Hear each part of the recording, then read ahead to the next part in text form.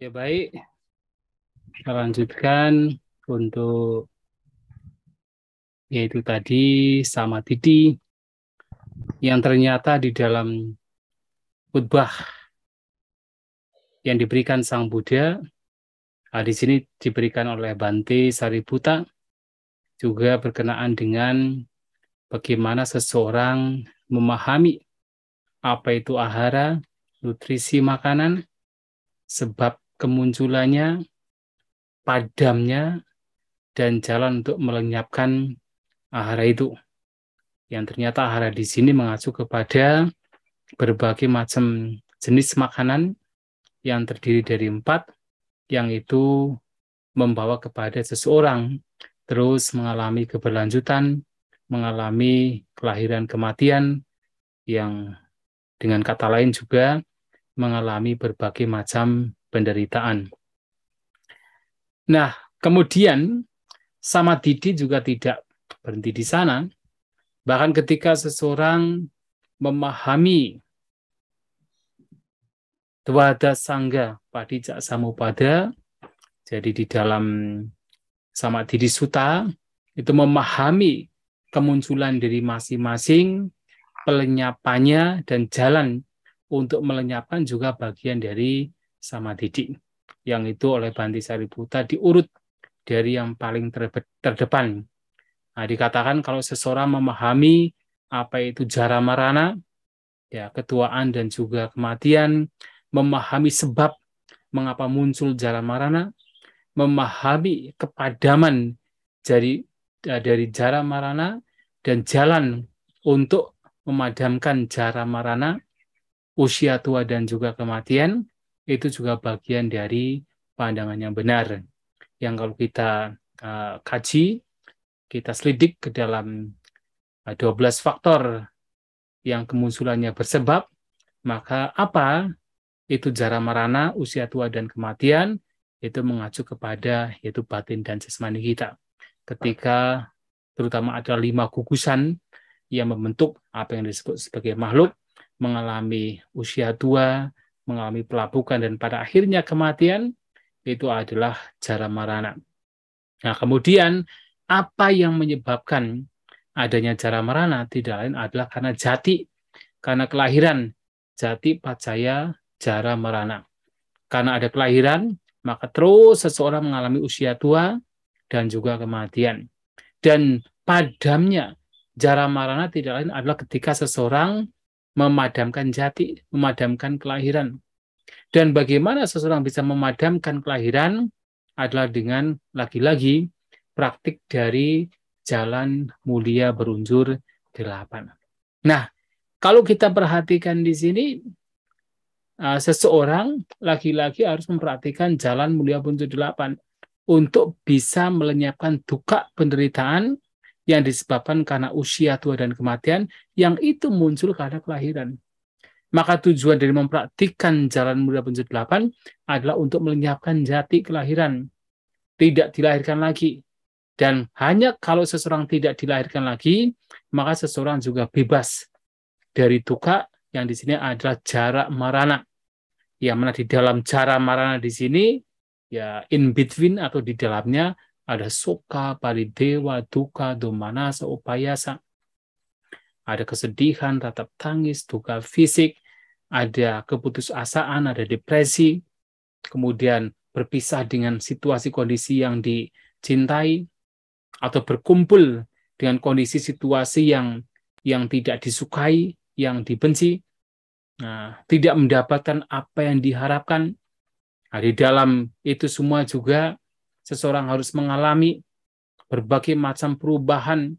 Ada lokadama 8 kondisi dunia, yaitu ada untung, ada rugi, ada terkenal, tidak terkenal, dipuji, ada juga celaan. Walaupun ada kebahagiaan yang bersifat duniawi, ada juga banyak musibah yang harus dialami. Nah, itu semua terjadi karena apa? Jati, karena kelahiran. Nah, sehingga kelahiran ini harus dipadamkan. Bagaimana memadamkan kelahiran? Lagi-lagi adalah dengan praktik jalan mulia berunsur 8. Nah, melihat demikian, Bante Sariputta juga menyampaikan bahwa itu juga pandangan benar, yang mana dengan memiliki pandangan benar demikian, memiliki pandangan yang lurus demikian, seseorang bisa menghancurkan segala bentuk kotoran batin dan pada akhirnya mengakhiri segala bentuk penderitaan. Nah, ini juga pandangan benar yang harus kita miliki. Kemudian diurut lagi, ditanya lagi oleh para siswa lainnya, ada tidak cara lain untuk mengetahui seseorang memiliki pandangan benar, yang pandangannya sudah lurus, yang dengan pandangan tersebut mencapai pada goalnya? Nah, sang Bhante Sariputta menyampaikan, oh ada. Adalah dengan apa? Memahami apa itu jati. Memahami kemunculan jati, sebab munculnya jati. Memahami kepadaman jati. Dan juga memahami jalan untuk melenyapkan jati kelahiran. Nah, jadi kelahiran dari berbagai macam unsur, yaitu adalah katakan, itu disebut sebagai jati, kelahiran. Nah, apa yang menyebabkan kelahiran? Ya, karena disebabkan karena ada bahwa, ada becoming, kemenjadian. Karena ada kemenjadian, apakah itu adalah kama bawa, rupa bawa, arupa bawa, ada katakan kemenjadian dalam kehidupan-kehidupan yang sifatnya kenikmatan indrawi, ataukah kemenjadian dalam kehidupan yang sifatnya adalah rupa, materi, di sini mengacu kepada rupa Brahma, atau kemenjadian dalam bentuk yaitu arupa, arupa bawa, ini mengacu kepada arupa Brahma.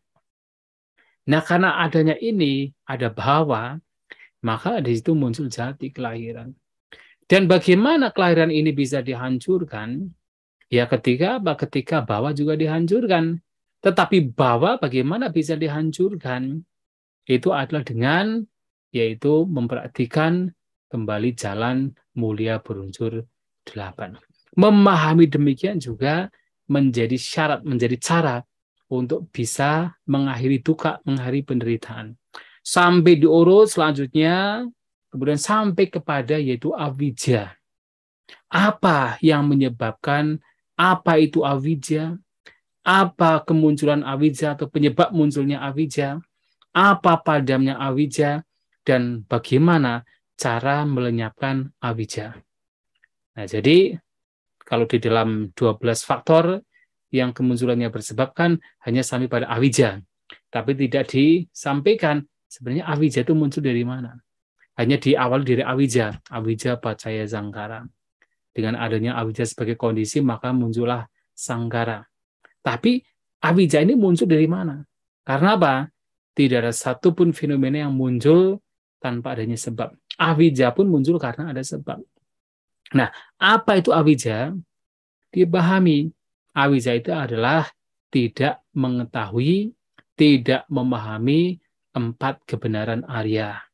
Tidak mengetahui apa dukkha, kemunculan dukkha, padamnya dukkha, tidak mengetahui jalan yang membawa kepada padamnya dukkha, itu adalah avijja. Nah, avijja ini muncul dari mana? Ternyata muncul dari kilesa. Ya, jadi avijja itu muncul dari kilesa. Jadi semakin seseorang batinnya terkotori, ya, kilesa itu artinya kotoran batin. Jadi kata kilitang itu kata kerja pasif, yaitu kilitang, terkotori. Ya, jadi dari batin yang terkotori, maka ketidaktahuan terhadap 4 kebenaran Arya semakin tebal. Jadi ketidaktahuannya semakin tebal. Karena apa? Karena dikotori, dinodai oleh kilesa. Maka padamnya avijja adalah ketika kilesa juga dipadamkan. Ya, ketika kilesa itu dipadamkan, ketika kotoran itu dipadamkan, dihancurkan, maka avijja akan lenyap. Yang tentunya kalau avijja lenyap, yang muncul adalah vijja, pengetahuan tentang 4 kebenaran Arya itu sendiri. Nah, bagaimana bisa melenyapkan avijja? Lagi-lagi adalah dengan mengembangkan, memperhatikan jalan mulia berunsur 8. Nah, dengan ini, maka avijja itu bisa dihancurkan. Nah, kemudian dengan cara itu juga, segala bentuk kotoran batin, akhir dari segala bentuk penderitaan, itu juga dapat direalisasi. memahami itu saja adalah juga bagian dari samadhi, pandangan benar. Termasuk adalah sekarang kilesa. Memahami apa itu kilesa, memahami apa itu penyebab munculnya kilesa, memahami padamnya kilesa, dan jalan untuk memadamkan kilesa, menghancurkan kilesa, itu juga pandangan benar. Nah, ternyata kilesa itu disebabkan oleh apa? Oleh awija. Jadi kalau awija itu muncul karena kilesa, kilesa juga muncul karena awija. Nah, karena seseorang itu tidak tahu mengenai keempat kebenaran Arya, maka kilesa terus berkembang, terus katakan ya tebal, ya. Nah, demikian pula ketika karena tidak memahami, tidak melenyapkan kilesa, awija juga semakin tebal. Ini dua hal yang bolak-balik. Nah, untuk itu maka hancurnya kilesa akan terjadi kalau awija juga dihancurkan. Nah, bagaimana menghancurkan kilesa? Lagi-lagi adalah dengan praktik jalan mulia berunsur 8. Dengan memiliki pandangan benar, pikiran benar, ucapan benar, perbuatan benar, penghidupan benar, daya upaya benar, perhatian, dan konsentrasi benar. Ini membawa kepada padamnya, hancurnya kilesa. Nah, melihat demikian, itu juga bagian dari pandangan benar. Maka sebenarnya pandangan benar yang diajarkan Sang Buddha, terutama pandangan benar yang berkenaan dengan mak ganggang atau faktor dari sang jalan yang membawa kepada pembebasan, itu adalah pandangan-pandangan benar yang ketika itu dikembangkan, ketika itu dipraktikkan, itu membawa kepada pembebasan, membawa kepada lenyapnya penderitaan, lenyapnya duka. Itulah kenapa ketika berbicara tentang jalan mulia berunsur 8, salah satunya adalah pandangan benar, itu selalu juga disampaikan oleh Sang Buddha. Bahwa pandangan benar di sini harus apa? Bersandar atau berpijak pada apa? Viveka nisito, viraga nisito, nirodha nisito, wosagang parinaming gacati. Artinya harus berpijak, bersandar kepada viveka. Viveka adalah pengasingan. Jadi mengasingkan, jadi samadhi, pandangan benar yang di situ tujuannya adalah mengasingkan batin dari kotoran-kotoran batin. Setidaknya adalah dari berbagai macam kesenangan indera. Viveka. Kemudian juga adalah viraga nisito. Bersandar, berpijak pada viraga. Tanpa noda. Artinya tanpa ada nafsu ragawi yang menodai batin. Itu juga bisa ya identik dengan tanha juga. Kemudian ada nirodha nisito yang bersandar kepada kepadaman. Ya padamnya dari kotoran batin.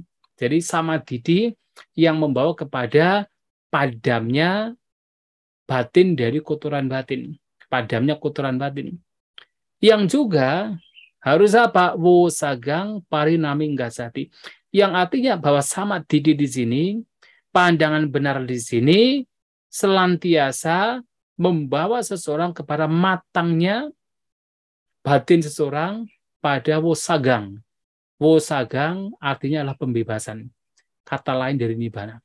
Jadi parinam itu matang. Jadi matang ke dalam pembebasan. Artinya bahwasanya samadhi ini bukan pandangan benar yang biasa. Tapi lebih kepada pandangan benar yang nantinya matang ke dalam pembebasan. Matang ke dalam yaitu nibbana. Yang ketika pandangan ini dikembangkan, diolah, digali, diimplementasikan ke dalam setiap perbuatan, tindakan, dan juga pikiran, itu nanti membawa kepada lenyapnya kotoran batin, membawa kepada kondisi tanpa noda, membawa kepada pembebasan. Maka seperti pandangan benar, berkenaan dengan 4 kebenaran Arya, berkenaan dengan kusala akusala, beserta mulanya, beserta akarnya, berkenaan dengan 4 jenis makanan yang membawa kepada kelahiran, seseorang terus bertahan di alam tumimba lahir, berkenaan dengan berbagai macam faktor dari dua dasangga padijak samupada, termasuk di dalamnya adalah kilesa yang menjadi 13. Nah, itu semua itu adalah yang membawa kepada pembebasan, membawa kepada nibbana. Dan itulah pandangan benar. Nah, sehingga termasuk dalam khotbah-khotbah lain, itu juga disampaikan ketika seseorang melihat segala sesuatu, termasuk tentunya melihat pancakanda ini, melihat 5 gugusan ini sebagai yang pertama anicca, tidak kekal, yang tidak bisa dipertahankan, yang pasti berubah, yang tidak kekal, itu juga pandangan benar. Yang kedua, tentu melihat bahwa pancakanda ini adalah bagian dari duka penderitaan ketika dilekati, digenggam, itu menimbulkan duka penderitaan. Karena itu juga mengalami perubahan, yang berubah itu juga harus dilihat sebagai duka penderitaan, maka melihat demikian itu juga pandangan benar. Melihat anicca, melihat duka adalah pandangan benar. Termasuk adalah ketika seseorang melihat 5 gugusan ini sebagai yang tidak ada, ditemukan di sana self atau diri atau entitas. Melihat 5 gugusan ini hanya sekedar keberadaan 5 gugusan itu sendiri, tanpa ditemukan di dalamnya keberadaan entitas, keberadaan self, itu juga bagian dari pandangan benar. Jadi melihat anicca, melihat dukkha, melihat anatta adalah pandangan benar. Sementara ketika seseorang melihat 5 gugusan ini sebagai, jadi alih-alih melihatnya sebagai anicca, tapi melihatnya sebagai nicca, melihatnya sebagai kekal, itu adalah pandangan yang salah. Itu micca didik. Karena itu tidak membawa kepada pembebasan. Alih-alih melihat 5 gugusan ini sebagai dukkha, tapi dilihat sebagai sukha. Itu juga pandangan yang salah. Alih-alih melihat 5 gugusan ini sebagai anatta, yang tidak ditemukan self, tidak ditemukan entitas diri, tapi dilihat sebagai ada entitas di dalam 5 gugusan ini. Ada semacam diri, ada self, itu dikatakan sebagai pandangan salah. Itulah kenapa berbicara tentang pandangan salah, salah satu yang disampaikan oleh Sang Buddha ketika seseorang punya pandangan, yaitu punya pandangan sasata didik. Ya, sasata didik, pandangan tentang kekekalan. Itu adalah salah. Nah, sasata didik adalah pandangan bahwa ada semacam entitas, ada semacam self yang kekal, yang terus, bahkan ya orang yang punya pandangan demikian, entitas ini, self ini akan terus mengalami kelahiran. Dari satu kelahiran ke kelahiran yang akan datang. Dan self ini, diri ini, entitas ini, sifatnya sebenarnya suka, bahagia. Pertama adalah kekal, nicca, kekal. Yang kedua adalah bahagia. Yang membuat seseorang terus mengalami kelahiran, itu kenapa? Self ini yang sebenarnya suci, sebenarnya bersih, adalah sukang, bahagia, tetapi kemudian ternodai oleh berbagai macam perbuatan yang dilakukan oleh fisik.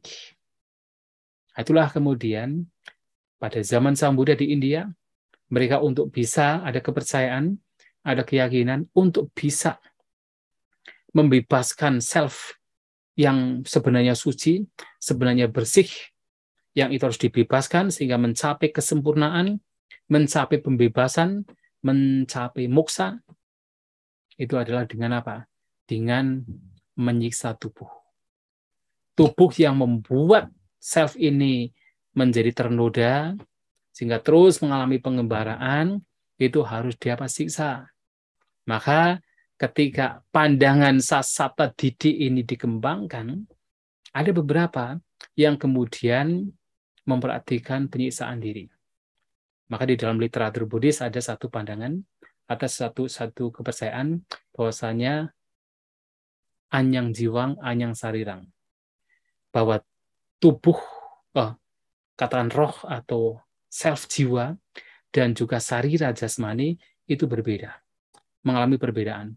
Karena itu berbeda, maka akan ada kelahiran kembali. Mereka percaya dengan kelahiran kembali, itu baiknya.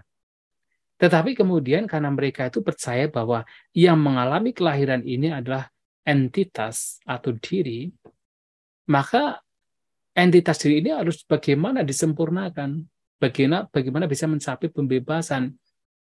Dan ternyata pandangan mereka adalah kenapa entitas ini terus mengalami keberlanjutan, mengalami berbagai macam duka, karena ternoda oleh perbuatan yang dilakukan oleh fisik, oleh jasmani.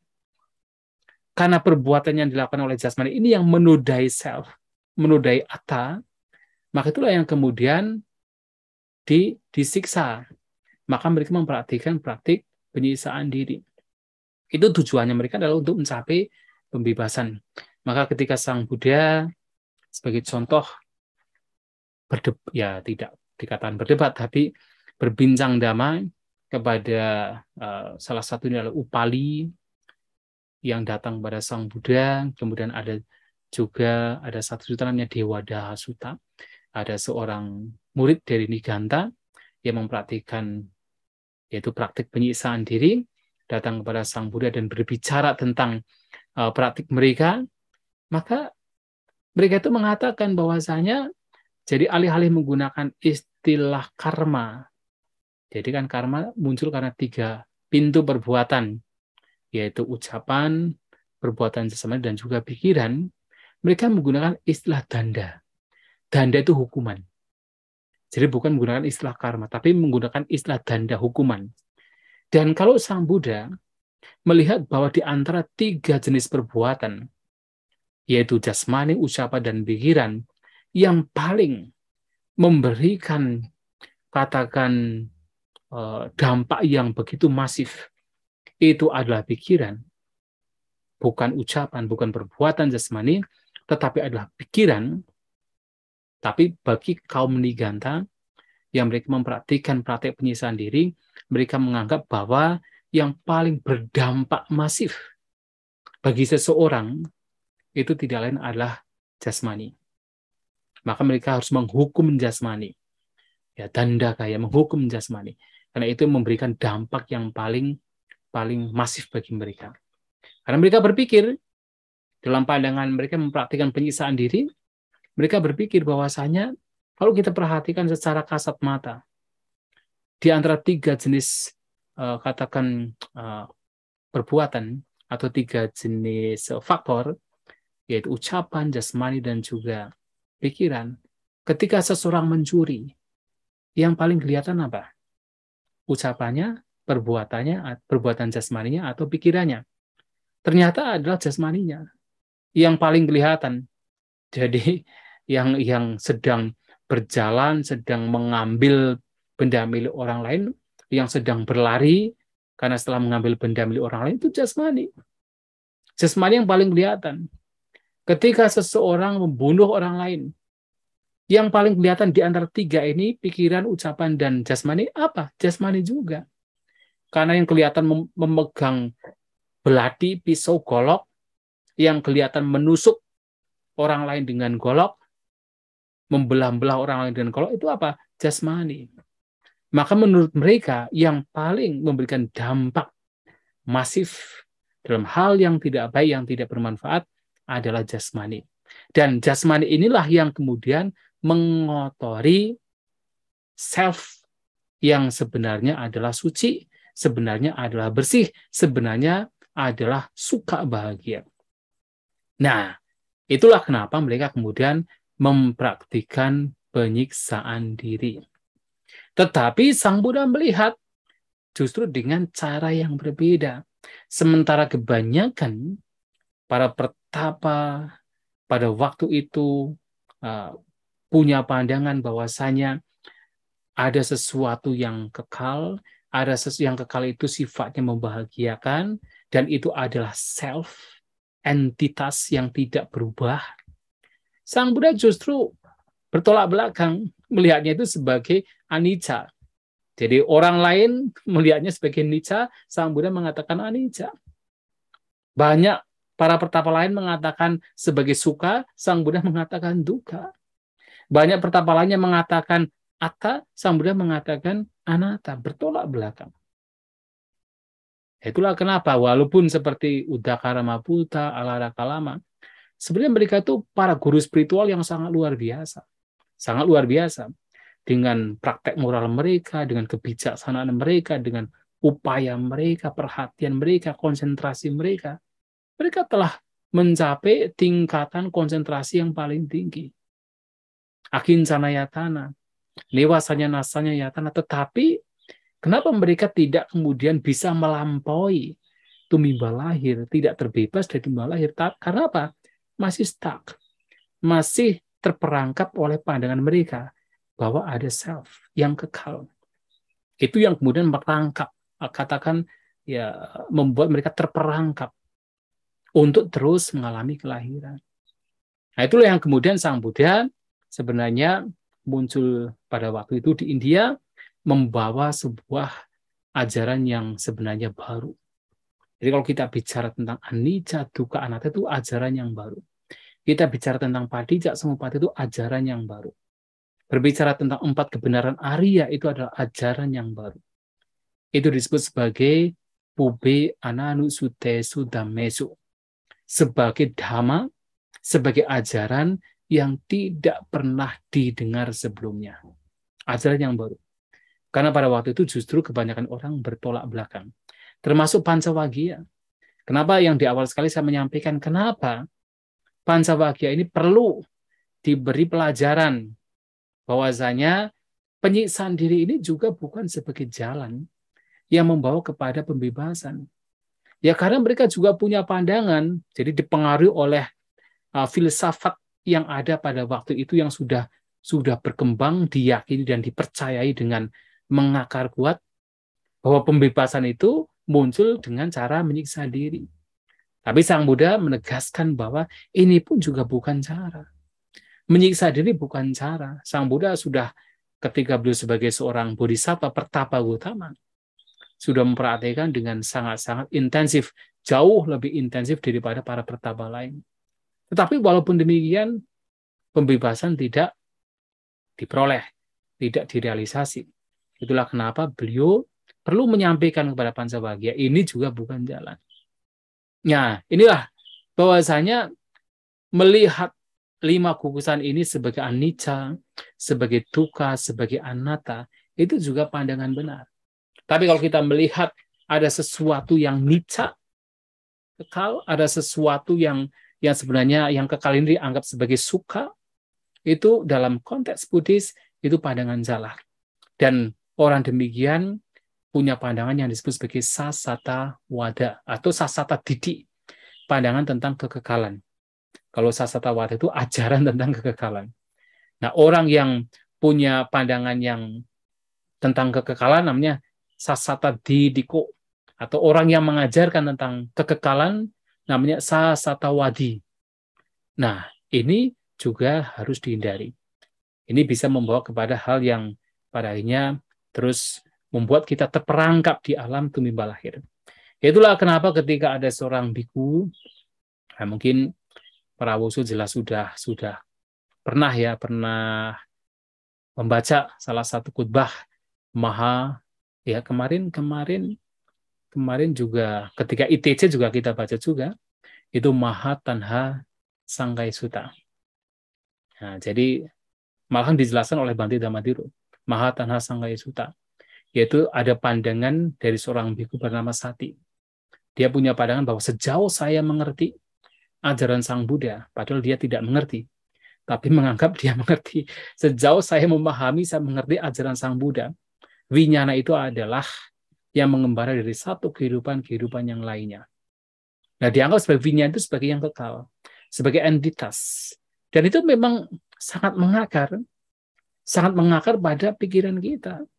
Pikiran kita pun juga sebenarnya ya sebelum betul-betul total mencapai kesucian arahanta masih ada kecenderungan, ada gagasan, ada notion bahwasanya ada semacam entitas yang itu terus sama. Dan itu biasanya kalau tidak tubuh, jasma, perasaan, persepsi, bentukan pikiran biasanya adalah kesadaran. Dianggap sebagai sesuatu yang terus ada, tidak berubah, itu kekal yang terus mengalami, yaitu tumimba lahir. Dan itu sering ditanyakan di dalam diskusi dhamma, termasuk kalau pas upload video misalnya itu di YouTube atau di mana, itu pasti ada yang bertanya, ada banyak yang bertanya demikian. Kalau tidak ada self, tidak ada diri, kemudian dan bagaimana seseorang bisa mengembara, bagaimana kemudian ada tumimba lahir, bagaimana kemudian ada karma dan juga siapa yang nanti menikmati buah karma, itu terus ditanyakan. Dan ini juga dikatakan dimiliki pandangan yang salah ini dimiliki oleh beberapa siswa Sang Buddha pada zaman Sang Buddha. Termasuk yaitu salah satunya adalah Sati maksudnya, Biku Sati. Kemudian ada juga biku lain namanya Molia Paguna juga sama. Ketika berbicara tentang misalnya perasaan, kemudian siapa yang merasa? Ketika bicara tentang winyana, siapa yang mengetahui? Nah, Sang Buddha mengatakan itu pertanyaan tidak valid, tidak absah. Karena ketika mengatakan siapa yang merasakan, siapa yang mengetahui, itu ada kecenderungan bahwa ada entitas. Nah, Sang Buddha yang mengatakan perasaan itu muncul dikondisikan oleh apa? Winyana itu muncul dikondisikan oleh apa? Atau winyana itu muncul untuk mengkondisikan apa? Itu saja. Jadi melihat winyana, melihat perasaan itu hanya sekedar sebagai fenomena. Fenomena yang saling bergantungan, yang muncul karena sebab-sebab yang lain, dan itu pun juga menjadi penyebab munculnya fenomena lain. Tapi di dalamnya tidak ditemukan sebuah entitas. Nah, mengetahui demikian bahwa tidak ada self, tidak ada yang kekal, atau dengan kata lain, mengetahui bahwa sasata didi, pandangan tentang kekekalan itu adalah micca didi, pandangan yang salah. Itu juga bagian dari samadhi, bagian dari pandangan yang benar. Maka pandangan yang salah di sini salah satunya adalah sasata didi. Tetapi kemudian ada juga pandangan yang bertolak, seakan-akan bertolak belakang, dan barangkali kemudian orang berpikir, oh kalau ini bertolak belakang dengan sasata didi, berarti ini pandangan yang benar.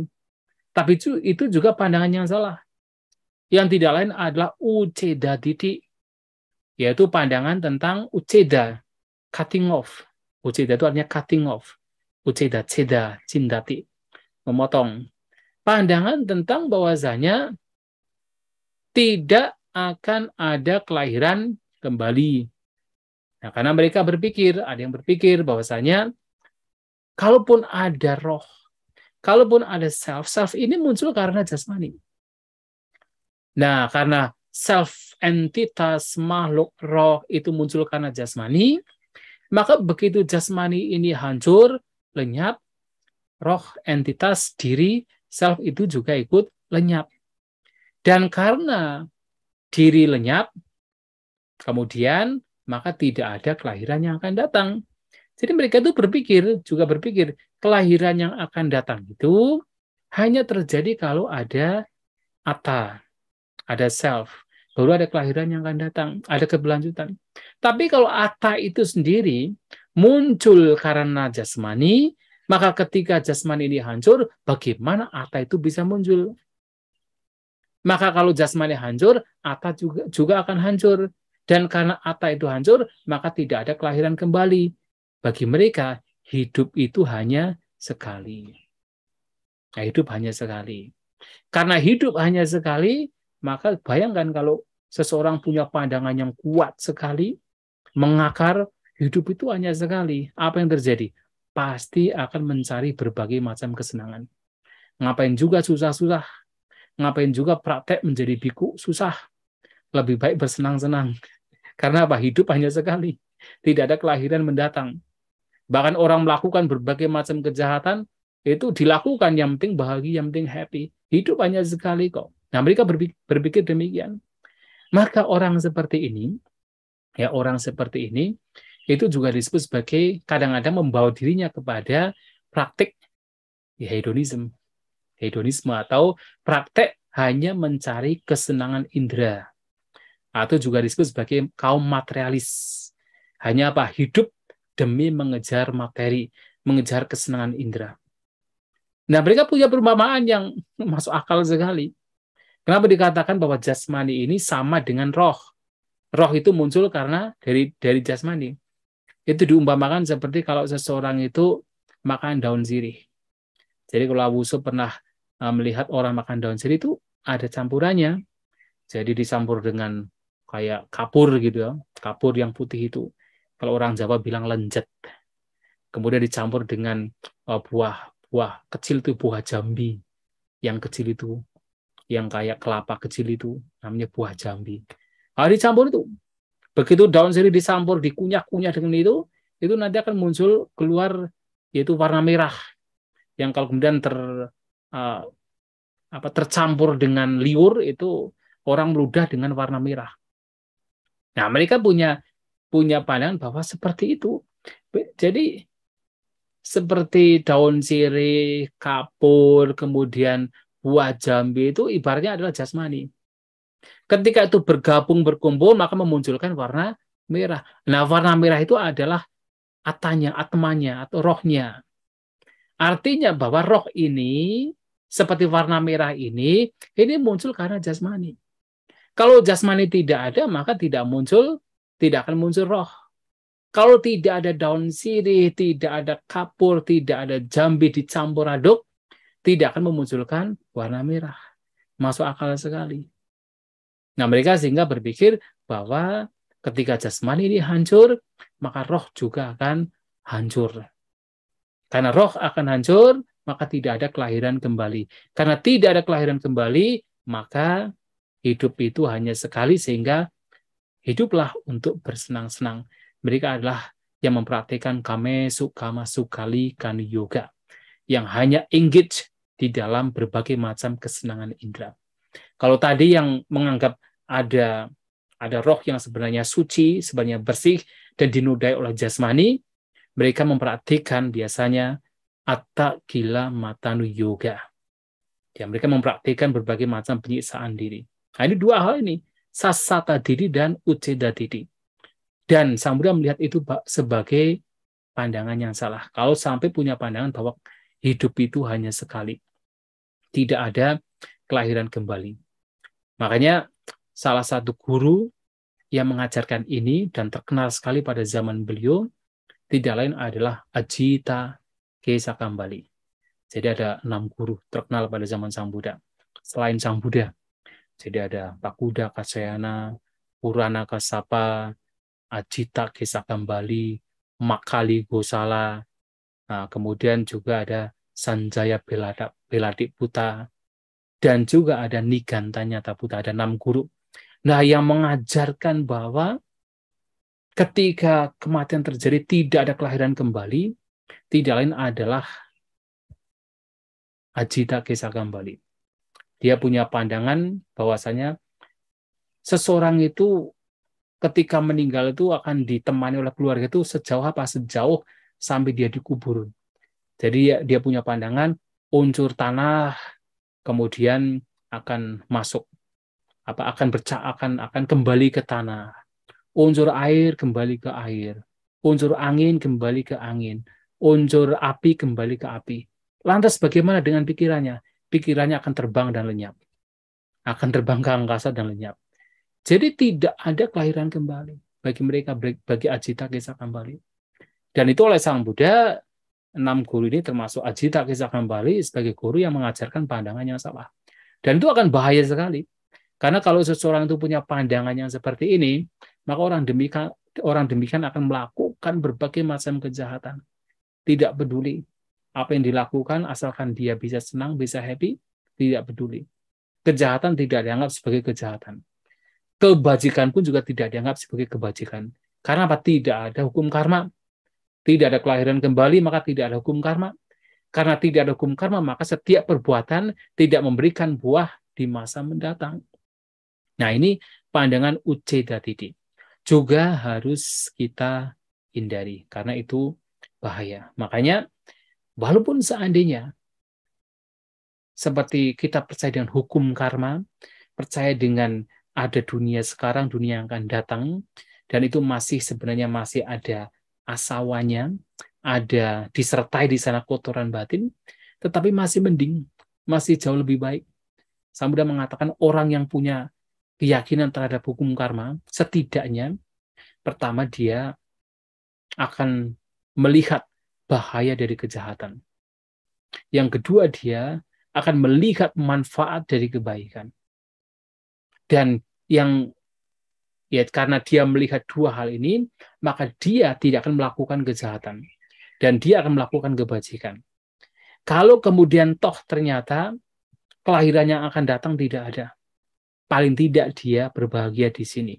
Karena apa? Dipuji oleh kaum bijaksanawan, tidak akan dimuji oleh lingkungan sekitar. Lawang dia banyak berbuat kebajikan.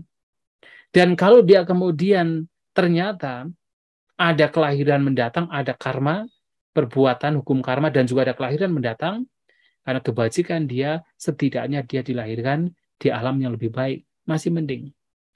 Tapi kalau seseorang sudah tidak punya keyakinan terhadap hukum karma, maka pertama, dia tidak akan melihat bahaya dari kejahatan. Karena tidak melihat bahaya dari kejahatan, maka dia akan melakukan kejahatan tanpa ada penyesalan. Tidak ada boundary, tidak ada batasan. Yang kedua, dia tidak akan melihat manfaat dari kebajikan. Dan karena dia melakukan dua hal ini, pada akhirnya apa?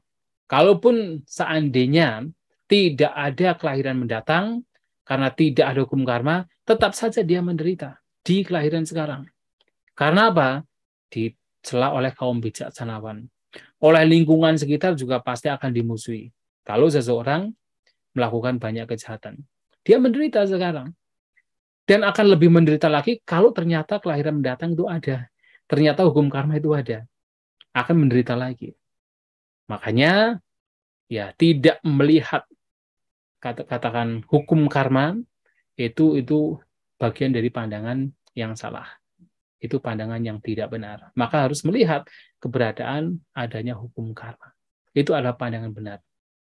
Nah, oleh sebab itu ini juga harus dilihat agar kita tidak terpeleset ke dalam pandangan yang salah. Nah, selain yaitu Ucita Wada, Sasata Wada, itu juga ada juga pandangan mengenai yang disebut sebagai Akiriya Wada. Nah, Akiriya Wada itu yaitu pandangan tentang bahwa tidak ada yang namanya perbuatan. Itu juga berkembang pada zaman Sang Buddha. Tidak ada yang namanya perbuatan. Dan ternyata orang demikian, ada kalanya mereka masih punya kepercayaan bahwa ada kelahiran mendatang juga. Tapi mereka tidak percaya bahwa kelahiran mendatang itu muncul karena perbuatan. Jadi berpikiran bahwa karena tidak ada perbuatan, makanya kalaupun seseorang itu melakukan kejahatan, berbagai macam kejahatan, itu tidak akan menimbulkan, itu bukan dikatakan sebagai perbuatan yang buruk. Kalaupun seandainya seseorang itu dengan membawa gergaji, dengan roda cakra yang tajam, kemudian memotong orang-orang yang sedang berada di Sungai Gangga, dijadikan satu tumpukan untuk memotong semua orang yang ada di muka bumi ini, nah, oleh orang demikian dikatakan bukan sebagai perbuatan. Bukan perbuatan yang jahat. Dan kalaupun seseorang itu kemudian melakukan berbagai macam kebajikan pun juga bukan sebagai buah perbuatan, bukan sebagai perbuatan, sehingga tidak akan memberikan buah. Itu juga ada pandangan demikian pada zaman dulu. Itu disebut sebagai Akiriya Wada. Maka orang demikian juga berpikir bahwa tidak ada yang namanya usaha manusia, tidak ada yang namanya wirya atau semangat yang bisa dimunculkan oleh seorang manusia. Dan orang demikian juga percaya ada pembebasan, tapi pembebasan itu terjadi secara alami. Nanti suatu saat semua orang akan terbebaskan, tapi itu bukan dari kekuatan manusia itu sendiri. Itu kekuatan alam. Mereka punya kepercayaan yang namanya adalah sangsara wisudi. Jadi sangsara bahwa wisudi atau sangsara sudi. Jadi yang namanya pembebasan, namanya kesucian, pembersihan itu terjadi ketika seseorang mengembara di alam sangsara. Terjadi sendiri alami, bukan karena usaha manusia, bukan karena kekuatan manusia, bukan karena motivasi manusia, tidak, terjadi sendiri. Jadi diibaratkan seperti kalau ada bola yang ditendang, bola terbuat dari kalau sekarang itu bola takraw sebenarnya ya. Jadi bola yang terbuat dari tali diikat-ikat. Ya, sekarang kita bisa menggunakan bola takraw. Kemudian ditendang. Ketika ditendang dia akan berhenti sendiri. Berhenti karena apa? Karena kekuatan dari alam, kekuatan dari angin, tekanan sehingga dia akan berhenti sendiri. Tanpa ada usaha dari bola itu sendiri. Dia akan berhenti karena kekuatan alam itu sendiri. Nah, sehingga orang demikian berpikir bahwa seperti bola tersebut yang akan berhenti sendiri, demikian pula seseorang akan mengalami pembebasan secara alami tanpa ada upaya usaha dari orang tersebut. Orang demikian juga oleh Samudra dikatakan orang yang punya pandangan salah. Nah, orang seperti ini salah satu pada zaman Samudra itu Makali Gosala. Makali Gosala punya pandangan demikian. Oleh sebab itu, hal ini juga harus ditinggalkan. Jadi, kalau Samudra mengatakan yang namanya usaha manusia itu ada. Semangat dari manusia itu ada. Orang ingin mencapai pembebasan itu harus melalui kekuatan sendiri, kekuatan manusia, semangat manusia, wirya manusia. Baru kemudian pembebasan bisa terjadi. Tanpa adanya semangat, tanpa ada usaha, tanpa ada wirya, bagaimana mungkin pembebasan bisa dapat direalisasi? Harus ada semangat. Maka salah satu faktor yang harus dikembangkan di dalam salah satu faktor yang membawa kepada pencerahan, Sata Tingsa Bodhi Pakya Dhamma, 37 faktor yang membawa kepada pencerahan, pembebasan, bodhi adalah wirya atau semangat. Apakah itu disebut sebagai katakan indria semangat atau kekuatan semangat atau katakan sebagai semangat sebagai faktor pencerahan atau wirya sambojangga. Nah, itu semua adalah semangat yang memang harus dimiliki sebagai cara untuk bisa terbebaskan. Tapi kalau seseorang punya anggapan bahwa kekuatan manusia itu tidak ada. Kekuatan manusia itu sebenarnya tidak ada. Itu semua terjadi karena alam. Semua itu muncul karena alam. Itu pandangan yang salah. Termasuk adalah kita terbebaskan karena kekuatan luar, bukan kekuatan sendiri. Itu juga dalam Buddhis itu adalah pandangan yang salah. Maka harus apa? Harus dengan kekuatan sendiri. Kita berjuang, kita berusaha. Nah, pandangan-pandangan yang salah ini pun juga harus dipahami. Agar apa? Agar tidak terperangkap ke dalam pandangan yang salah, agar kita ya alih-alih punya pandangan salah, kita memiliki pandangan yang benar. Nah, kemudian kalau kita melihat Brahma Jala Sutta, 62 pandangan, itu semua juga adalah pandangan yang salah. Yang tidak lain sebenarnya 62 pandangan ini mengacu kepada Sasata Didi, Ujeda Didi. Itu jadi otak-otiknya itu adalah kalau tidak ujeda adalah sasata. Ada yang kekekalannya itu satu bagian, yang lain bagian lain tidak kekal. Itu ada juga. Ada yang kekalannya itu adalah keseluruhan itu kekal, itu ada juga. Tetapi otak-atiknya adalah ujeda dan sasata. Jadi ada sesuatu yang kekal, kemudian ada sesuatu yang kemudian dianggapnya tidak ada katakan kelahiran kembali. Dan ada kalanya punya pandangan yang mana orang muncul itu bukan karena sebab dan kondisi. Yaitu disebut adija samupana. Seperti seseorang yang baru terlahir dari alam asanya sata. Kemudian tiba-tiba dia terlahir sebagai manusia dan dia dengan meditasinya kemudian ingat apa yang terjadi sebelum dia dilahirkan. Dan dia melihatnya seperti apa? Muncul secara spontan, muncul secara tiba-tiba. Oh, tiba-tiba kok muncul. Jadi jadi tidak ada sebabnya. Nah, mereka menganggap ini sebagai bahwa segala sesuatu muncul bukan karena sebab dan kondisi. Adija samupana. Muncul secara spontan. Ini juga pandangan yang salah. Ya, saya kira berkenaan dengan samadhi, pandangan yang salah, ya kita sampai di sini dan barangkali untuk dilanjutkan kalau ada pertanyaan, karena dari tadi hanya saya saja yang bicara, dipersilakan. Terima kasih. Wandami Bante. Iya, suaranya kok kecil di sini ya. Bentar ya. Kedengaran berarti? Halo? Iya, silakan. Iya. Baik, Wandami Bante. baik. Pertama ini berkenaan izinnya Bante, karena kan tadi sesi pertama itu sama sesi kedua digabung. Saya kebetulan setelah menyimak pembelajaran ini, jadinya ada 3 pertanyaan gitu loh. Minta izin Bante dulu. Sudah saya coret-coret. Berkenaan ini Bante.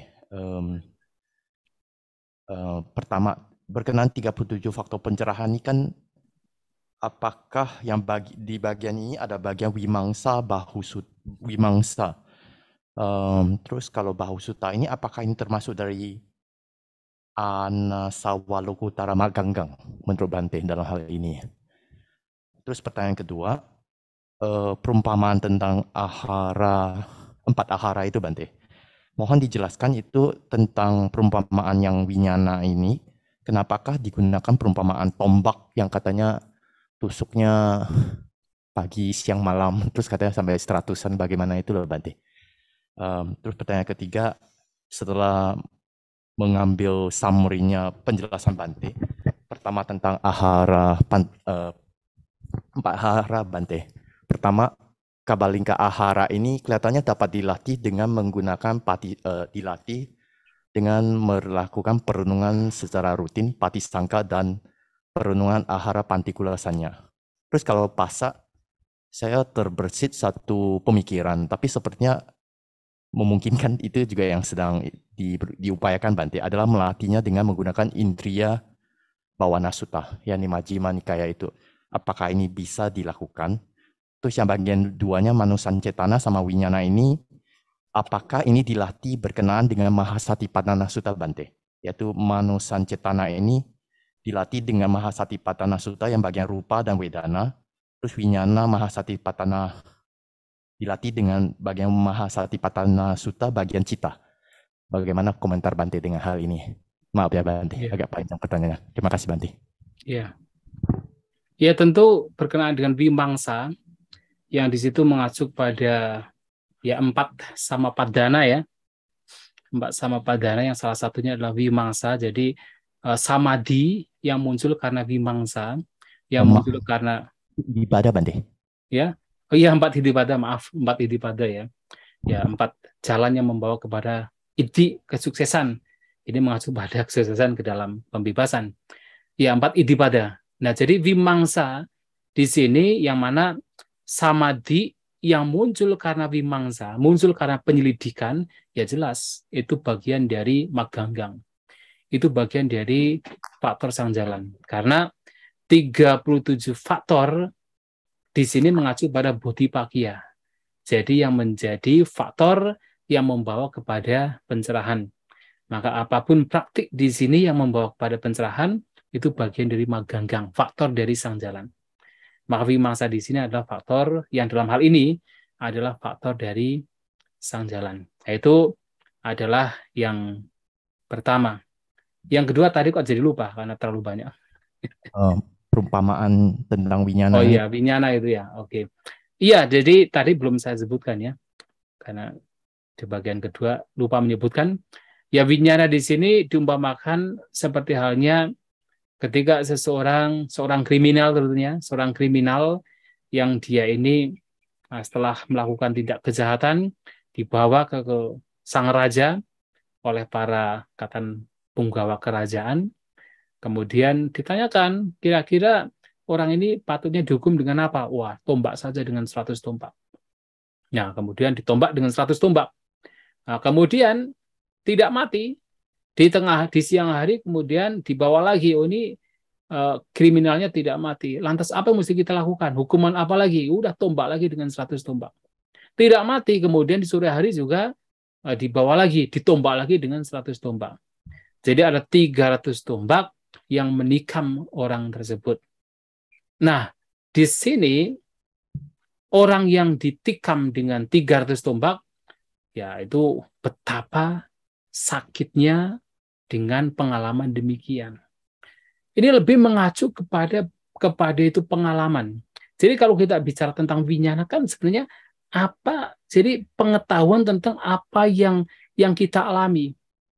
Jadi si pengetahu dari apapun yang kita alami. Yang mana kalau seseorang katakan terseret ke dalam pengalaman-pengalaman yang itu adalah di situ adalah ada vinyana, ada si pengetahuan, ya memang kadang-kadang ada pengalaman yang menyenangkan, bahkan seseorang barangkali mencapai pencapaian jhana, dan di situ ada pengalaman yang menyenangkan. Ada kalanya seseorang sudah melihat itu sebagai suka, sebagai sesuatu yang nantinya kekal, terus bisa dijaga, bisa digenggam, tetapi pada akhirnya itu pun juga berubah, dan ketika itu berubah itu membawa kepada penderitaan. Jadi alih-alih melihat semua itu sebagai hal yang menyenangkan, maka Sang Buddha memberitahukan kepada kita agar kita tidak melekat dengan apapun pengalaman yang kita alami. Lihat pengalaman tersebut seperti pengalaman seorang kriminal yang ditombak dengan 300 tombak. Betapa menyakitkan. Ya, ini sebenarnya menjadi satu, katakan, pengingat kepada kita di satu periode tertentu, di satu waktu tertentu memang ada kalanya seakan-akan all is well, semua itu baik-baik saja. Tetapi ingat bahwa dalam proses kelahiran ini kita terus mengalami berbagai macam kelahiran dan kematian, dan ada kalanya kita dilahirkan di alam-alam yang menderita. Dan itu sangat memungkinkan. Dan ketika itu terjadi, ya kita akan mengalami berbagai macam penderitaan yang sangat hebat. Dan menariknya adalah Sang Buddha memberikan perumpamaan ini untuk menengarai bahwa vinyana itu adalah hakikatnya adalah dukkha, penderitaan. Dan ketika Sang Buddha juga memberikan perumpamaan tentang betapa kelahiran di alam yang menderita itu sangat menyakitkan, itu perumpamaannya sama, persis sama. Seorang kriminal yang ditombak oleh 300 tombak. Kemudian Sang Buddha mengambil yaitu satu kerikil, kemudian bertanya, mana yang lebih besar? Gunung Himalaya atau kerikil ini? Ya, tentu para siswa beliau mengatakan, kerikil itu tidak bisa dibandingkan dengan Gunung Himalaya. Gunung Himalaya itu sangat jauh, sangat besar. Kerikil itu hanya kecil sekali. Ternyata penderitaan dari seseorang yang terlahir di alam menderita seperti alam neraka, itu seperti Gunung Himalaya. Sementara penderitaan dari orang yang tadi ditombak dengan 300 tombak, itu seperti kerikil tadi. Nah, artinya di situ adalah bahwa ya itu untuk memberikan sang viga ketergugahan batin kepada kita semua, bahwasanya pengalaman apapun yang kita alami dalam alam tumimba lahir ini, lihatlah seperti seseorang yang ditombak dengan 300 tombak. Walaupun itu kelihatannya menyenangkan, lihat itu supaya tidak melekatinya. Nah, jadi vinyana ini adalah sebuah kesadaran, yang mengetahui setiap proses yang kita alami. Yang katakan katakan pengalaman itu sendiri. Dan kita kan bisa bercerita tentang pengalaman karena ada vinyana. Nah, itu kadang-kadang ada banyak pengalaman-pengalaman yang kemudian dilekati. Tapi Sang Buddha memberitahukan, itu pun juga sebenarnya dukkha, penderitaan. Seperti seorang kriminal yang ditombak dengan 300 tombak. Nah, melihat vinyana juga demikian. Nah, itu yang dimaksud. Kemudian berkenaan dengan 4 ahara ini, apakah bisa, terutama adalah mano sancetana, kita pasa, kita bisa menggunakan indriya bhavana sutta? Ya, tentu sangat bisa. Artinya, dengan kita merenungkan ya dalam konteks ini, ya mempraktikkan nasihat dari Sang Buddha untuk melihat apapun bentuk pikiran yang muncul, itu sebenarnya sifatnya adalah anicca dukkha anatta, atau sifatnya adalah sangkatang, ularikang, dan padijak samupanang, itu ya membawa kepada kita untuk tidak kemudian mencari-cari lagi. Tidak mencari-cari lagi artinya tidak mencari berbagai macam sentuhan lagi. Karena toh semuanya itu sifatnya adalah anicca, dukkha, dan anatta. Sehingga tidak mencari-cari lagi. Nah, dengan tidak mencari-cari artinya ya kita katakan tidak memunculkan tanha berkenaan dengan ya sentuhan-sentuhan atau pasa. Itu juga bisa dilakukan. Atau dengan kata lainnya sebenarnya melihat apapun pengalaman yang kita alami, yang di situ ada sentuhan-sentuhan, mata dengan objek, telinga dengan suara, dan seterusnya, sebagai tidak kekal, sebagai bagian dari duka penderitaan, dan sebagai sesuatu yang tidak ada entitas di sana. Sehingga apa? Tidak memunculkan tanha, karena batin tidak melekatinya. Ya, silahkan untuk menjadikan itu sebagai cara kita berlatih. Tetapi sebenarnya merenungkan tentang perumpamaan sapi yang dikuliti itu juga sebenarnya bagian dari latihan.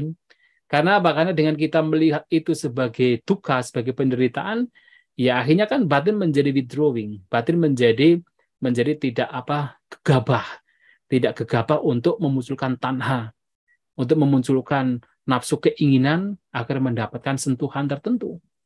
Itu juga bagian dari latihan sebenarnya, perenungan demikian. Nah, kemudian berkenaan dengan manuk sancetana, sebenarnya kalau kita bicara cetana kan lebih kepada bentukan-bentukan pikiran. Nah, lebih kepada sanggara, lebih kepada yaitu dhammanupassana. Ya, jadi lebih kepada perenungan terhadap bentukan-bentukan pikiran. Karena dhammanupassana di sini kan sebenarnya mengacu pada berbagai macam bentuk pikiran. Yang salah satunya tentu kan berkenaan dengan 4 kebenaran Arya juga. Di situ salah satunya adalah tanha. Nah, kalau kita bicara tentang manuk sancetana kan ada hubungannya dengan tanha juga.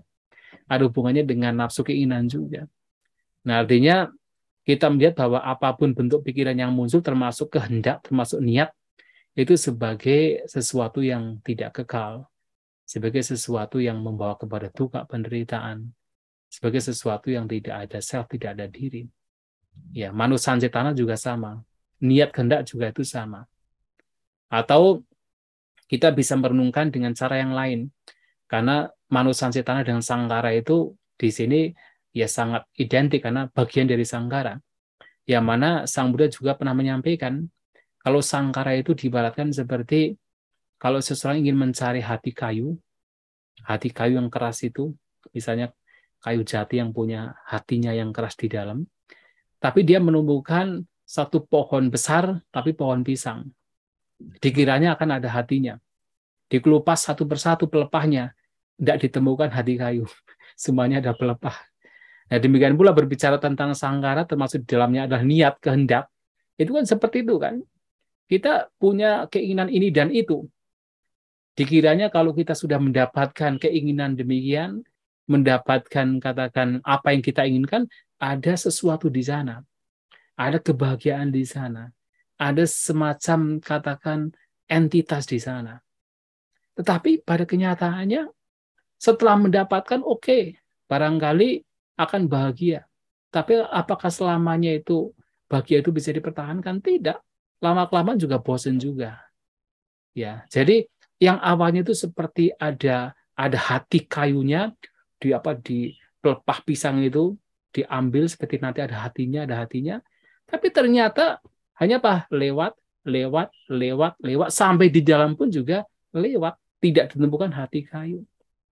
Nah, kalau melihat seperti itu, lantas bagaimana kita kemudian ya berjuang dengan tanha, dengan nafsu keinginan, dengan pikiran yang tidak bijak untuk mendapatkan sesuatu yang toh pada akhirnya hanya sekedar lewat dan tidak ditemukan entitas di dalamnya. Tidak ditemukan inti hati kayu di dalamnya. Itu juga bagian dari praktek juga sebenarnya. Membawa batin untuk withdrawing, untuk tidak melekat. Itu juga latihan. Nah, jadi melihat bahwa itu tidak ditemukan ada self, ada inti, ada entitas di dalamnya. Anatta. Itu juga bisa salah satu caranya untuk bagaimana tidak katakan ya terperangkap ke dalam manuk sancetana. Ya intinya kan sebenarnya akhirnya kan tanha sebenarnya yang harus dilenyapkan. Ya kalau di dalam sutta tersebut kan intinya adalah apapun itu untuk melenyapkan 4 makanan tersebut ya praktek dari jalan mulia menuju 8. Intinya begitu. Nah, kemudian berkenaan dengan vinyana kesadaran itu sebenarnya bisa mengacu kepada cita juga. Cita. Nah, cita itu batin. Jadi kalau kita perhatikan antara cita nupassana dan dhamma nupassana, cita itu lebih mengacu kepada melihat batin secara keseluruhan. Jadi bukan per detilnya, tapi secara keseluruhannya. Oh, dalam misalnya batin itu sedang dikuasai oleh keserakahan. Nah, itu artinya apa? Oh, batin dikuasai oleh raga. Tapi tidak melihat detailnya, raga yang seperti apa. Nah, tidak. Hanya kita melihat sebagai, oh, ada keserakahan. Oh, ada kebencian. Tapi tidak melihat secara detail. Hanya melihat, ya, kata cita, kondisi batin secara keseluruhan. Itu bisa dikatakan sebagai winyana sebenarnya. Karena cita dan winyana ini sebenarnya juga katakan sinonim. Apalagi kalau kita bicara di dalam Abhidhamma, ketika di Sutta ini dikatakan sebagai pancakanda, yang terakhir adalah winyana kanda, dalam Abhidhamma dikatakan sebagai rupa, cetasika, dan cita. Rupa adalah rupa kanda, cetasika adalah vidana, sanya sangkara kanda, sedangkan cita adalah winyana kanda. Artinya cita itu adalah winyana. Nah, itu juga bisa dijadikan sebagai padananya. Tetapi sebenarnya dalam Dhammanupassana pun juga ketika seseorang mampu katakan mengklasifikasi dalam batinnya, artinya mengklasifikasi yang dianggap sebagai makhluk hanya sebagai onggokan dari 5 gugusan, yaitu rupa, wedana, sanya, sangkara, dan winyana, itu diklasifikasi, kemudian dipisah-pisah, kemudian dilihat sebagai anicca, dukkha, dan anatta, itu juga bagian dari Dhammanupassana. Bagian dari perenungan terhadap Dhamma. Kenapa? Ada pemisahan di situ. Ada klasifikasi di situ. Nah, intinya adalah sebenarnya apapun praktik Dhamma, apalagi berkenaan dengan jalan mulia berunsur 8, berkenaan dengan anicca, dukkha, dan anatta, yang itu semua adalah cara untuk melenyapkan tanha, itu juga adalah cara untuk mengatasi 4 ahara, mengatasi 4 makanan yang terus membawa seseorang bertumimba lahir. Ya, saya kira demikian. Terima kasih, Bante.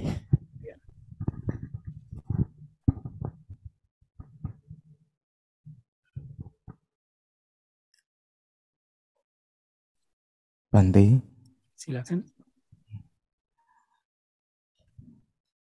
Mohon Bante meluruskan pandangan saya tentang marana. Sebelumnya Bante kan jelaskan tentang kelahiran, yaitu penderitaan yang dialami bayi. Bahwa dia berada di ruang yang sempit, gelap, dan dilahirkan melalui kesakitan. Itu fakta yang saya baru dengar. Sebelumnya saya baca tidak pernah nemu soal itu. Tetapi soal marana atau kematian, saya pernah baca tentang klaim bahwa saat kita meninggal, dengan berhentinya napas, berhentinya sirkulasi darah, dan berhentinya impuls syaraf, kita tidak merasakan sakit sama sekali. Bahkan ada yang bilang perasaannya mulai pelan-pelan tubuhnya mendingin. Dan dikatakan organ ini tidak berhenti secara langsung, melainkan melemah pelan-pelan dan diakhiri berhentinya organ pendengaran. Jadi seolah-olah kita masih bisa mendengar. Dan di kedokteran, memang katanya kalau orang meninggal, sebelum dokter ini mendeklar seseorang telah secara medis meninggal, itu mayatnya ditunggu diam selama 2 jam. Mohon Bante berbagi pengetahuan tentang hal ini. Itu yang bicara orang masih hidup atau orang sudah mati? Selama ini yang itu semua masih hidup, Bante. Masih hidup. Jadi teorinya begitu ya, teorinya yang orang begini masih hidup ya, tapi belum mati. Ya sebenarnya marana itu sebenarnya sebagai bentuk penderitaan itu lebih kepada, ya yang paling mudah dipahami adalah ketika ada kematian itu ada kelahiran. Itu saja sebenarnya. Ya, tetapi pada saat kematian itu terjadi, apakah seseorang itu pasti mengalami sakit atau tidak? Ya kalau kita melihat dari literatur Buddhis, ya bisa berbeda-beda. Ada yang mengalami sakit, bahkan ada yang tidak tahu kalau dirinya sudah mati. Ada. Jadi seperti contoh, ada seorang dewa ini. Ini ditemukan di dalam Sagatawagga. Nah, dia itu sebenarnya seorang biku. Nah, dia itu mempraktikkan meditasi dengan intensif sekali. Nah, karena dia meditasi intensif, bahkan lupa makan, ketika dia bermeditasi, dia meninggal. Tapi dia itu meninggal terakhir di alam surga dan tidak tahu kalau dirinya sudah meninggal. Hanya saja dia tahu ternyata begitu dia berada di alam surga itu sudah disambut dengan para bidadari. Nah, barangkali kalau seseorang yang katakan tujuan untuk mencapai pembebasan itu tidak kuat, wah disambut oleh para bidadari, wah senang banget itu. Tetapi dia malah merasa malu, malah sampai dia tidak mau melihat para bidadari tersebut, hanya menundukkan kepala. Nah, akhirnya karena tahu bahwa dirinya sudah terlahir di alam surga, nah dia kembali kepada Sang Buddha. Itulah kemudian muncul syair di dalam Sagata Wagga tentang dirinya itu yang terakhir di alam dewa. Nah, artinya orang demikian meninggal tapi tidak tahu bahwa dirinya meninggal, bisa terjadi juga. Tetapi ada kalanya orang meninggal itu betul-betul sulit. Ya, jadi tidak semua itu meninggal itu pasti itu enak gitu kan. Tapi ada orang yang meninggal itu betul-betul sulit. Ya, kita bisa melihat ada beberapa orang yang ketika dia meninggal itu sebenarnya barangkali melihat fenomena atau orang mengatakan nimitta lah, kalau kita Buddhis mengatakan nimitta yang tidak baik. Itu bisa terjadi. Bisa terjadi. Ya, ada sebuah cerita, ada seseorang yang ini pengalaman dari seseorang melihat orang yang meninggal dan juga orang melihat ya keseharian dia itu. Dan ada seseorang yang dikatakan dia itu suka sekali membunuh laron. Kalau di Jawa Tengah itu bagaimana cara untuk mengumpulkan laron itu dengan cara apa? Jadi rumah laron itu ditutup dengan dedaunan gelap, kemudian dikasih lubang kecil supaya ada cahaya yang bisa masuk ke kegelapan tersebut. Kemudian di dekat lubang kecil itu dikasih digali. Nah, kemudian setelah digali nanti laron yang ada di tempat gelap tersebut itu akan keluar dan akan mengejar cahaya di luar. Nah, ketika laronnya itu sudah keluar, supaya laronnya langsung bisa cepat keluar, untuk ada triggernya, pemicunya, ambil 1 atau 2 laron, itu disuntuk bokongnya, kemudian dia tidak mati, kemudian dia akan kayak bulunya itu keleper-keleper begini. Nah, kemudian laron yang lainnya itu akan apa? Terpicu, dikiranya temannya itu sedang terbang, padahal sedang menderita karena disuntuk dengan bambu kecil itu, bokongnya itu. Nah, ada orang demikian yang suka melakukan kejahatan demikian. Nah, ternyata yang anehnya itu ketika dia meninggal itu, anehnya itu banyak laron yang datang ke rumahnya. Dan dia ketika sebelum meninggal itu, badannya itu, tubuhnya itu seperti, tangannya itu seperti keleper-keleper seperti laron, jadi kayak gini-gini terus. Dan dia meninggal. Dan sepertinya orang demikian meninggal dengan menderita sekali. Karena pikiran-pikiran yang barangkali ingatan-ingatan yang buruk. Nah, sehingga kalau kita bicara meninggal, memang ada orang yang meninggal dengan baik, ada yang meninggal dengan penderitaan. Bahkan ada sebuah perumpamaan. Biasanya ketika seseorang itu meninggal, itu diibaratkan seperti seseorang yang tenggelam. Kemudian orang kan biasanya kalau tenggelam di sungai itu kan berjuang bagaimana supaya bisa keluar dari tenggelam kan, dia akan mencari pegangan. Ya, apapun itu yang bisa dipegang dia akan pegang. Kalaupun seandainya yang dipegang itu bangkai, tidak peduli. Yang dipegang itu kotoran, dia tidak peduli. Yang penting selamat. Nah, demikian pula orang yang ketika meninggal, karena kemelekatannya, itu kemudian meronta mencari pegangan. Ya, kalau yang dipegang itu yang baik-baik. Kalau kemudian dipegang itu yang buruk-buruk, ingatan-ingatan yang buruk dipegang, kemudian menjadi menderita, itu yang paling bahaya. Dan intinya di sini adalah secara Buddhis, meninggal itu bisa dalam konteks pengalaman itu bisa ada orang-orang yang meninggal, tapi dia tidak menderita secara fisik, bahkan secara batin. Tapi ada juga orang yang meninggal dan dia menderita, baik secara fisik maupun batin. Nah, orang yang meninggal tidak menderita, salah satu cara yang bisa dilakukan adalah sering mengembangkan cinta kasih. Makanya kan salah satu manfaat dari cinta kasih, pengembangan cinta kasih adalah as-samulho kalangkaroti.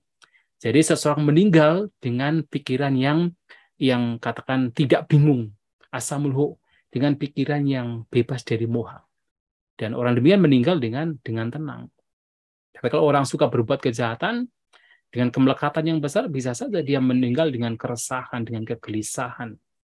Batinnya tidak tenang. Sementara mau tidak mau dia harus meninggal. Ya itu secara Buddhis ya. Tetapi secara medis ya kita tidak tahu. Ya, untuk mengantisipasi demikian yang lebih baik apakah yang benar nanti Buddhis atau medis, yang penting adalah melakukan yang terbaik. Kalaupun seandainya medisnya benar, ya syukurlah. Maksudnya syukurnya adalah ternyata ketika meninggal tidak sakit. Tapi kalau Buddhisnya yang benar, syukur juga karena sudah melakukan banyak kebajikan. Ya begitu ya Bu Zee. Terima kasih banyak Bante. Ya, Ya, Wandami Bante, ya baik. izin bertanya. Yes, satu saja ya. Satu ya. Ya, maksudnya karena ini kebetulan nanti saya ada acara untuk menguji. Ya. Ini tadi ada penjelasan dari Bante tentang winyana, kama, sama tanha, nafsu keinginan. Ya, kalau seandainya kita dalam kesempatan ini kita berlatih untuk mengendalikan atau memadamkan nafsu keinginan. Ketika nafsu keinginan itu sejalan dengan usia, biasanya juga meredup juga itu Bante ya. Nafsu keinginan ya bisa meredup, membantu menjadi lebih lunak. Nah kalau boleh dijadi kesimpulan, apakah ketiga hal itu yang terbawa ke alam kehidupan kita yang baru, tentang kesadaran, tentang kama kita dan nafsu keinginan kita? Iya. Makasih. Ya, barangkali seiring dengan usia, nafsu keinginan yang meredup itu mungkin, maaf saja ya, mungkin yang meredup itu adalah nafsu seks barangkali. Tetapi untuk nafsu lainnya apakah meredup?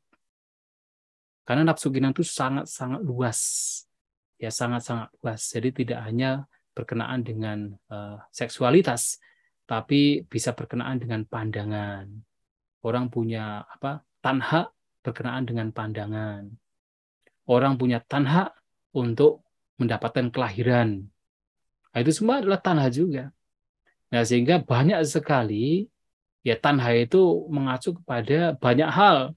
Kalau kita korelasikan dengan yaitu 6 indera, itu masing-masing dari indera itu bisa memunculkan tanha. Melihat memunculkan tanha, mendengar, membaui, merasakan, bersentuhan, termasuk berpikir juga itu memunculkan tanha.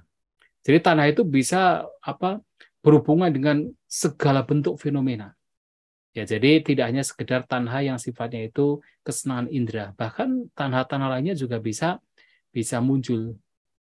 Ya, tentunya kalau orang mau menyadari demikiannya, oh ternyata ada beberapa tanha yang mulai meredup, ya bagus juga, sangat bagus. Sementara kemudian tanha-tanha lainnya yang berhubungan dengan objek-objek lainnya juga, ya bagaimana juga diupayakan untuk bisa berkurang. Itu juga baik untuk dilakukan. Dan apakah itu yang nanti membawa kita kepada kelahiran yang akan datang? Ya tentu apapun yang kita lakukan sekarang itu mempengaruhi sekali ya apa yang akan terjadi di masa mendatang. Terutama adalah kecenderungan batin kita, mempengaruhi sekali apa yang akan terjadi di masa mendatang. Kecenderungan batin kita itu kemana? Arahnya kemana? Yang kita gali, yang kita upayakan arahnya kemana?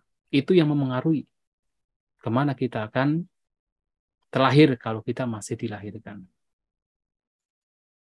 Ya, semoga bisa memberikan jawaban pada Terima kasih Bante. Iya, baik.